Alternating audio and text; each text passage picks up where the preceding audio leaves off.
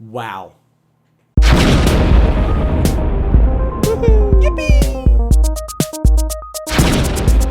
Oh my gosh. Legion, this episode was crazy. Full spoilers ahead.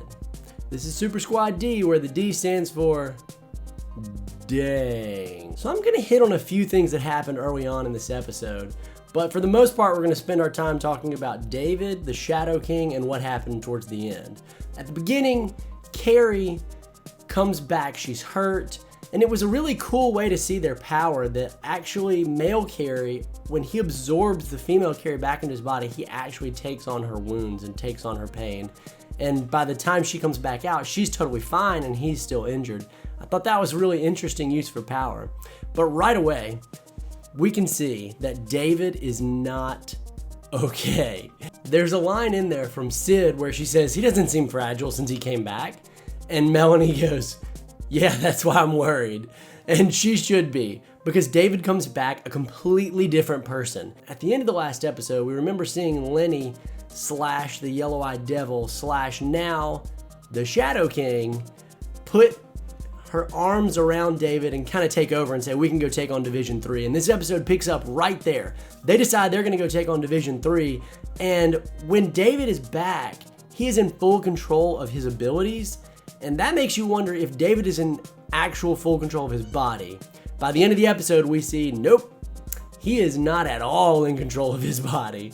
He has no control over what is happening. He and Sid have a moment. He brings them into her mind, or his mind, or possibly the astral plane. They don't make that super clear where they go into the White Room, but clearly he goes to a place where he can touch her and she is in love with this. The one thing that I really like about Sid and David's relationship is that Sid loves David for David, whereas everyone else loves David for his power.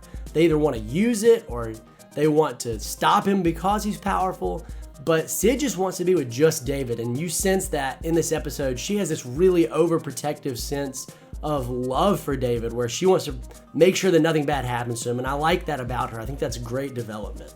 In the second block of the episode, they go off to Division 3 because David's already gone ahead of them, and when they get there, oh my gosh, who else was freaking scared? Like, that was nuts. Bodies everywhere, body parts everywhere, mixed in with the ground.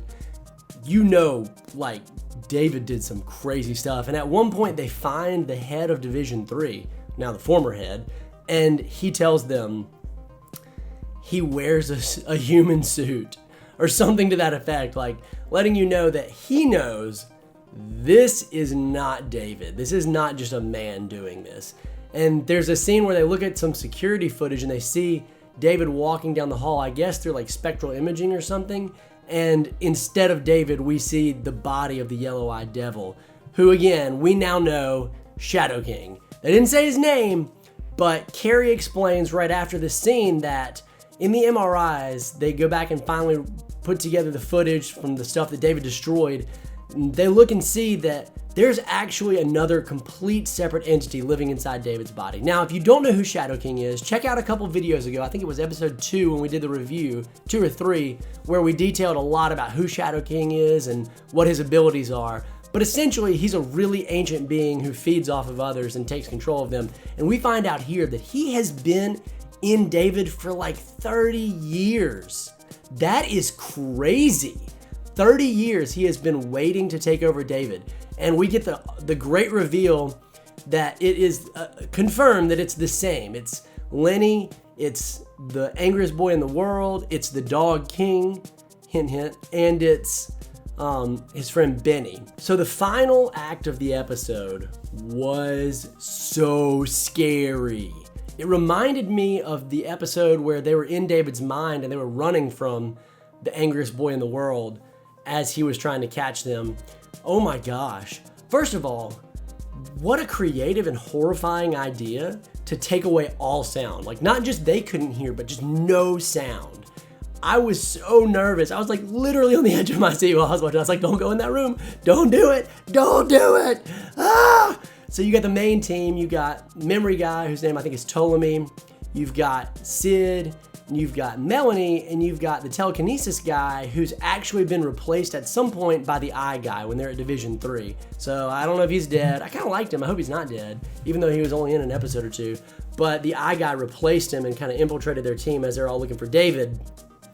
And when they go in his old house, where David has brought his rescued sister, we arrive on the scene right after David has just found out that he's adopted. Which again, in the comics, if you know, Professor Xavier from the X-Men is David's biological father. So that's gonna be a huge plot point, I'm certain, if not in this season, in the next season. But, oh my gosh, it was so scary. No sound, nothing. Carrie shows up, he's brought a device that he thinks will let them split David and the entity, at least to talk to David. And when they start walking through the house, they're going door to door, you don't know who's where, and Sid finds David, and that's where Lenny appears in true physical form. So Lenny and David are physically in the same room, unless it's all in David's mind, which we're not completely sure, but I think that was the physical real world, and somehow she was able to take a physical form outside of David's body. She comes out of a mirror, and she is in control of both David and of Sid, and it is just horrifying. Like, you have no idea what's gonna happen. So David is just like a helpless bystander at this point, and I am so afraid. So they all show up. The eye guy, who's taking the form of the telekinetic guy, tries to shoot David to kill him, and let's be honest, after the destruction that David caused in Division 3, who could blame him? That was crazy. But Sid jumps in the way of the bullets, and before they can hit her, she screams, "White Room!" So they teleport to the White Room, and in this scene, this just shows you how little control David has over anything at this point. He's in the White Room, and the yellow-eyed devil, the Shadow King, is literally chasing Sid around the room, and unlike when they're in the astral plane, she has nowhere to run. So she's just kind of running around the room, and she falls on the bed, and David's just standing there helpless. He can't do anything. He can't fight the Shadow King. He can't do anything, except he screams, and suddenly, boom, they're all back in Clockworks. Except now, instead of just Sid, it's Sid, all of the gang, and Lenny, Aubrey Plaza, is their psychiatrist, and they're in a group therapy session. And the episode ends on a fantastic technical note, much like the lack of sound was great, with just a ping pong ball. You hear the ping pong ball from the Clockworks Mental Institution playing in the background. It plays the whole credits. I watched all the credits to see if it was gonna play the whole time, and it did, just the ping pong ball. So this episode was nuts. I love the fact that we get Shadow King completely confirmed. I love the fact that David is also not in control. That makes for a really scary show. I was scared a lot of this episode, I'm not gonna lie. I was on the edge of my seat just because what in the world could you do against the Shadow King controlling David? Like, they did a really, really good job of making him so unstable and so powerful that everyone is just horrified of him. So I'll be interested to see where the show goes from here. Now that Division 3 is completely gone for the most part, I'm assuming that it's gonna be a fight against the Shadow King to free David, but we'll just have to see. Let me know down below in the comments what you thought about the episode. As always, don't forget we have a current giveaway going. If you wanna win Absolute New Frontier, all you gotta do is drop a comment to be entered into the giveaway. I'm Tyler, and this is Super Squad D, where the D stands for D!